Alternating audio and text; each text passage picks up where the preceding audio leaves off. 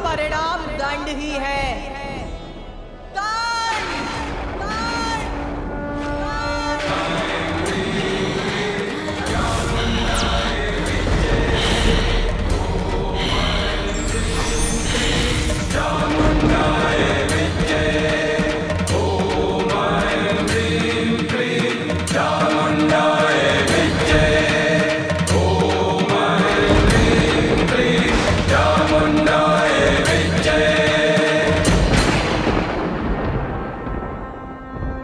हम क्या करें? कैसे शांत करें माता के क्रोध को?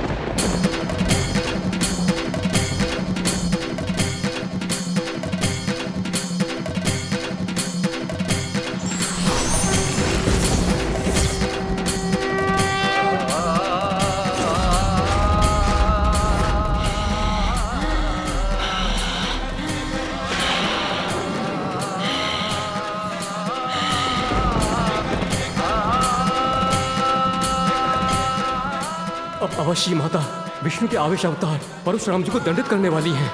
यदि माता काली से ये अनिष्ट हो गया तो इसे संसार की बहुत बड़ी क्षति हो जाएगी।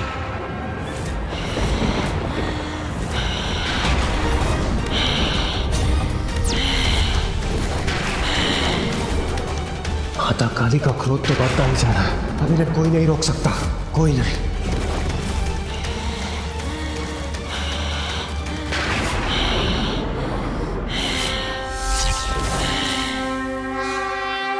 माँ माँ माँ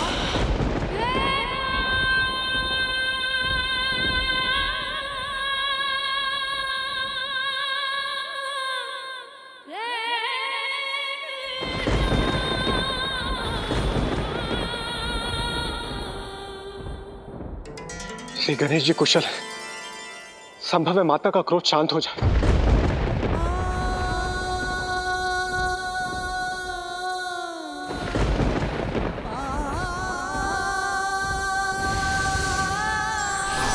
माँ, मेरी चेतना लौट आई है।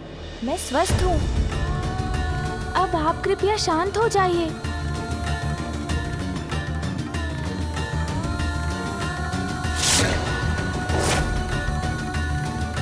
माँ अभी भी पूर्ण रूप से शांत नहीं हुई हैं। उसके लिए मुझे ही कुछ और प्रयास करना होगा। माँ, जो भी हुआ उसमें परशुराम जी का कोई दोष नहीं था। वो तो पिताश्री के दर्शन करना चाहते थे।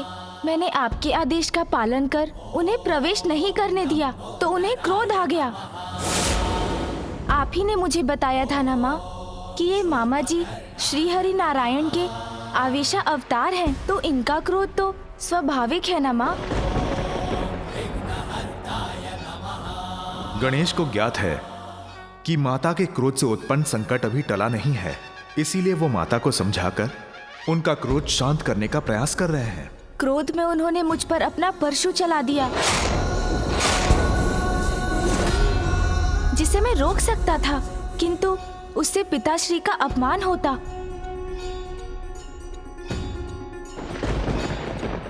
इसलिए परशु का वार अपने दंत पर ही सहन कर लिया मैंने।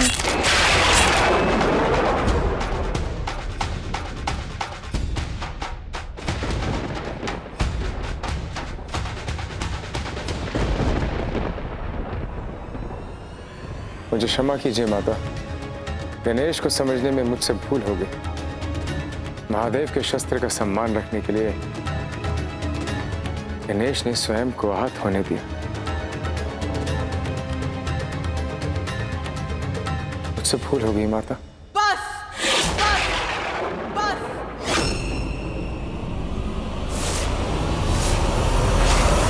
मैंने तुम्हें क्षमा नहीं किया परशुराम, क्षमा नहीं किया मैंने। पार्वती गणेश कुशल है तो क्या उसका कुशल होना मैं अपना सौभाग्य समझूं? अपना कर्तव्य निभाते हुए कितनी बार आहत होगा मेरा पुत्र?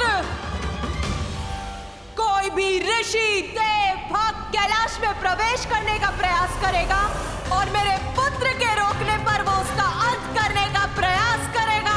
इतना बड़ा अपराध करने वाले को दंडित नहीं करना चाहते आप, तो क्या करना चाहते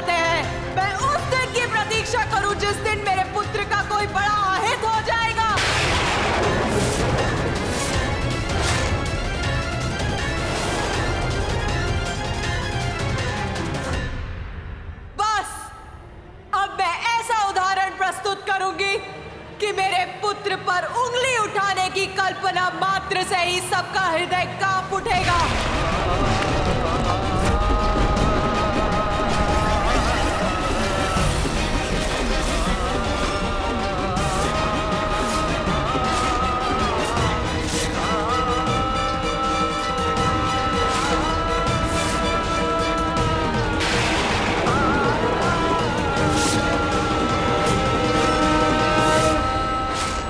यदि माता महाकाली ने परशुराम जी को दंडित किया तो प्रभु श्री हरि नारायण का क्रोध जागृत हो जाएगा और उसके बाद जो होगा उसकी कल्पना करना भी भयंकर है।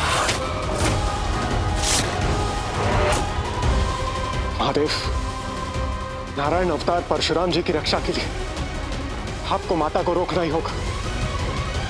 भूल परशुराम ने की है, ये पार्वती का दोषी है। अब नारायण ही इसको अपने अवतार में रोक सकते हैं।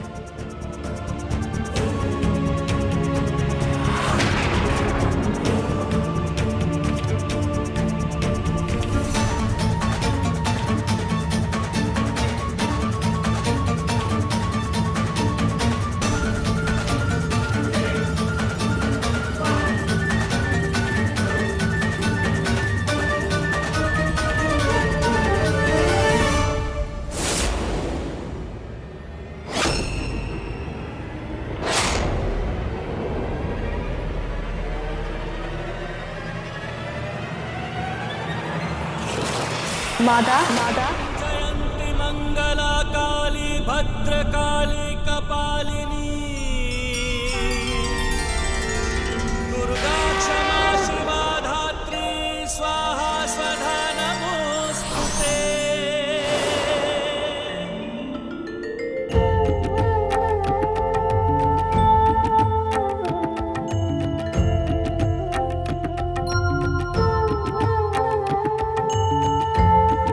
प्रणाम प्रभु।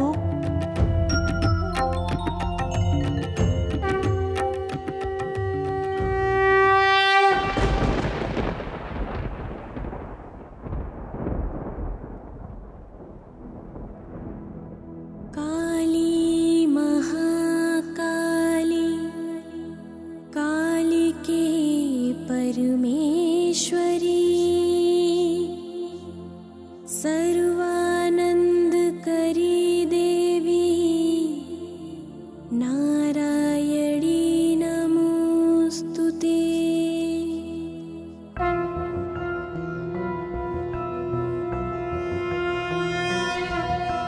जय काली जय काली जय काली माँ,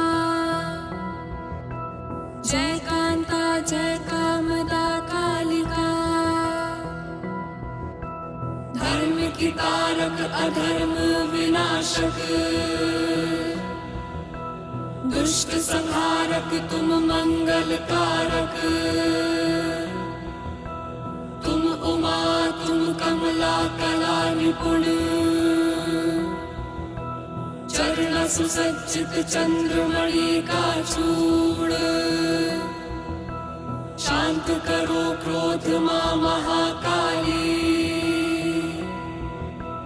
करते विनय तुमसे है कुलपाली।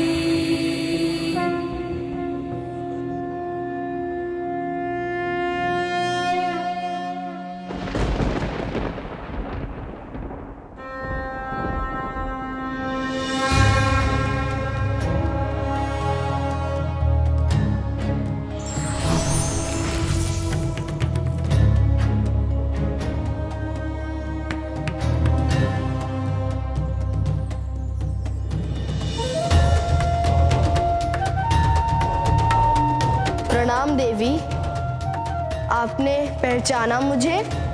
अवश्य। ऋषि कश्यप और देवी अदिति के पुत्र नारायण के पंचम अवतार को कौन नहीं पहचानेगा वामन देव जी।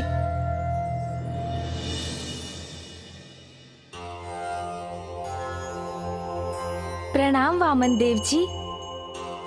आपकी महिमा से कौन नहीं परिचित, जिन्होंने अपने 3 पग में ही संपूर्ण ब्रह्मांड को नाप लिया था।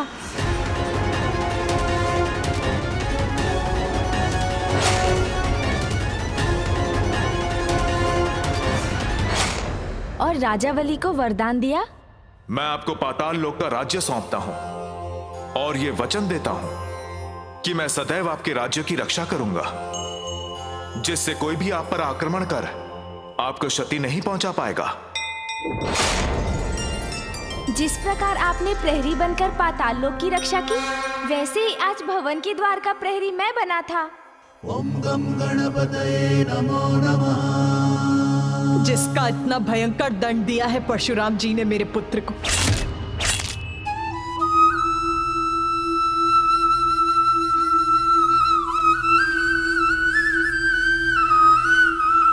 नियति को कोई कैसे टाल सकता है?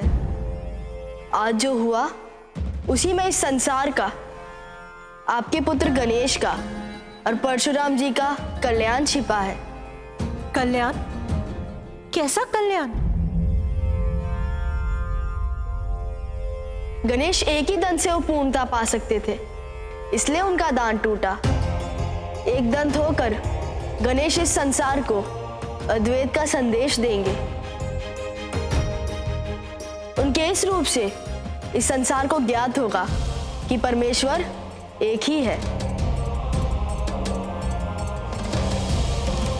इसके लिए परशुराम जी से उत्तम और कौन हो सकता था? माता, ये तो महागणपति की ही लीला है।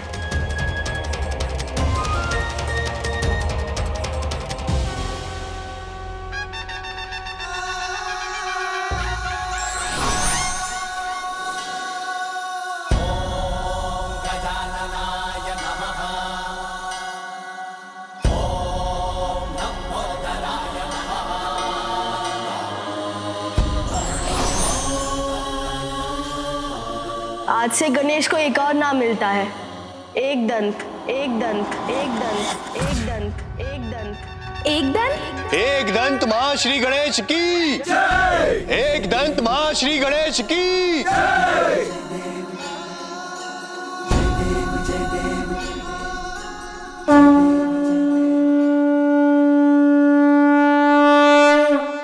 जय देव जय देव जय देव जय देव जय देव जय देव जय देव जय देव। एक दंत दयावंत चार भुजाधारी, मस्तक सिंदूर सोहे मूस की सवारी। एक दंत दयावंत चार भुजाधारी, मस्तक सिंदूर सोहे मूस की सवारी। जय देव जय देव जय देव जय देव जय देव जय देव जय देव जय देव जय देव जय देव जय देव जय देव जय देव जय देव जय देव जय देव। परशुराम जी और गणेश के युद्ध का एक और प्रयोजन था। परशुराम जी द्वारा राजाओं के अंत के पाप से उनकी मुक्ति और उनका उद्धार। युद्ध में गणेश ने उन्हें अपनी सूंड से धकेला था, जिससे वे महासागर में जा गिरे, जिसके पावन जल के स्पर्श से वो गोलोक की अपनी यात्रा के लिए दोषमुक्त हो गए। गोलोक की यात्रा? अत्याचारियों का अंत करते समय परशुराम जी द्वारा निर्दोषों का भी वध हुआ। मात्र परम कृष्ण और परम माता राधा के दर्शन से ही इस पाप से मुक्ति प्राप्त हो सकती है, किंतु इसके पूर्व कि गणेश परशुराम जी को उनके निकट ले जा पाते, उन्होंने परशु का प्रहार कर दिया। माता, अब आप भी परशुराम जी को क्षमा करने की कृपा कीजिए।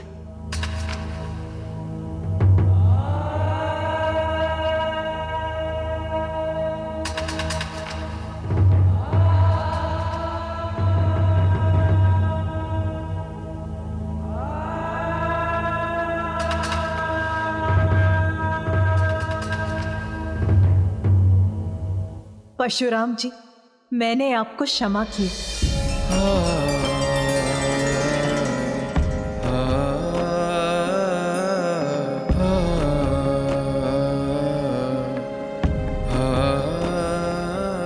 मैं धन्य हो गया माता। धन्य हो गया महादेव।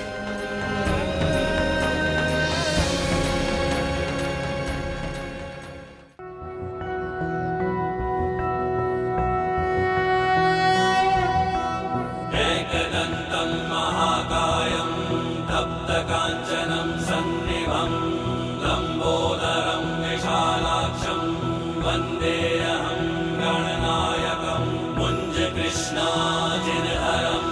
नागयज्ञोपवीतिनं बालेन्दुकलिकामौलिं वन्देऽहं गणनायकम्।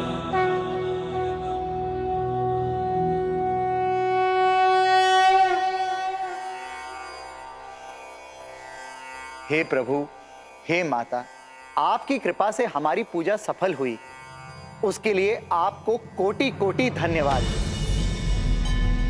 अब हमें यहाँ से प्रस्थान करने की अनुमति दीजिए। हमें प्रस्थान करने की अनुमति दीजिए।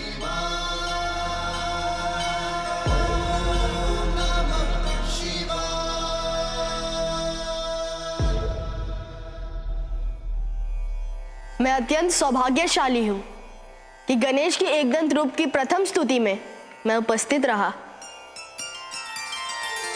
गणेश के इस टूटे हुए दंत की और भी महत्व है।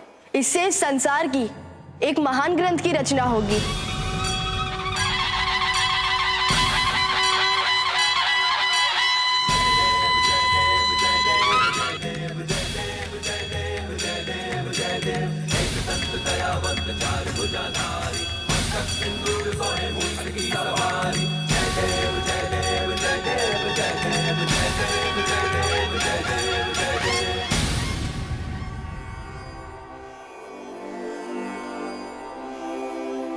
नमो नमः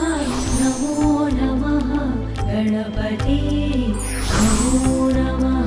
नमो नमः गणपते। नमो नमः।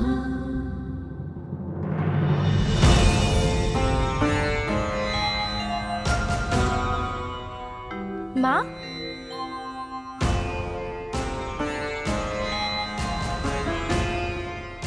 माँ तो यही थी। क्या हुआ पुत्र? माँ तो यही है, फिर क्या हो गया था मुझे? गणेश अब आप मुझे गोलोक ले जाने की कृपा करें, जहां मुझे परम कृष्ण और परम माता राधा के दर्शन होंगे। मुझे ऐसा दृश्य क्यों दिखाई दिया कि माँ पिताश्री के साथ नहीं है? नहीं, मुझे अभी यहीं रहना चाहिए। हाँ पुत्र, अब तुम्हें प्रस्थान करना चाहिए। हाँ पुत्र, परशुराम जी को गोलोक में सदा विराजमान परम श्री कृष्ण और परम माता राधा के दर्शन कराना तो तुम्हारा कर्तव्य है।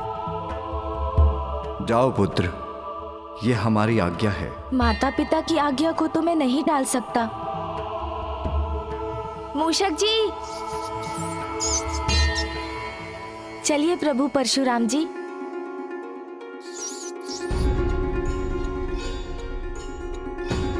प्रभु तो स्वयं कितने भारी हैं, परशुराम जी को भी मुझ पर ही आरूढ़ कर ले जाएंगे तो मैं क्या करूंगा? मूषक जी, किसी सोच में हैं आप? विराजिए प्रभु। प्रणाम प्रभु।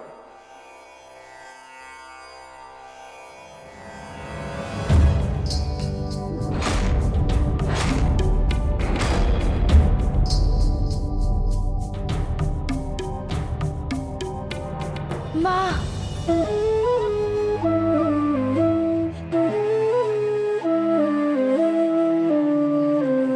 अरे पुत्र, क्या हुआ? कुछ नहीं हुआ माँ। बताओ पुत्र, अचानक क्या हुआ तुम्हें? बस आपका स्नेह आलिंगन करने का मन कर आया। शीघ्र जाओ और अपना कर्तव्य पूर्ण कर लौटो। मैं तुम्हारे प्रिय मोदक बनाकर यहीं तुम्हारी प्रतीक्षा करूंगी। पिताश्री, मेरी अनुपस्थिति में माँ का ध्यान रखिएगा।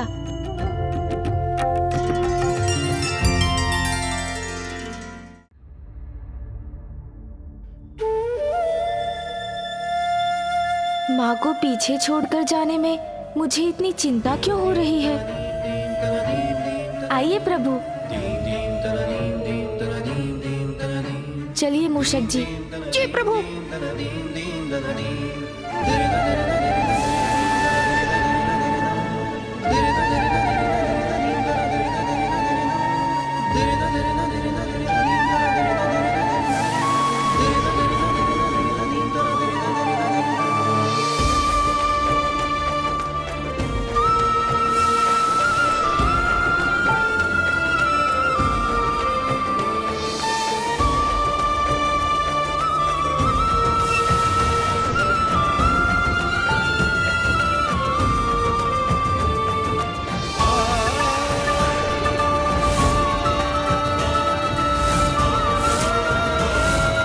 पिताश्री और माँ की विशेष पूजा संपन्न हुई और उन्हीं के आदेश से मैं परशुराम जी को गोलोक ले जा रहा हूँ। तब प्रसन्नता के स्थान पर ये अज्ञात अनिष्ट की चिंता का आभास क्यों हो रहा है मुझे? प्रत्येक घटना के पीछे कोई ना कोई कारण अवश्य छिपा होता है। हमें उसकी धैर्यपूर्वक प्रतीक्षा करनी चाहिए। For more updates, subscribe to our channel, click the show links and enjoy watching the videos.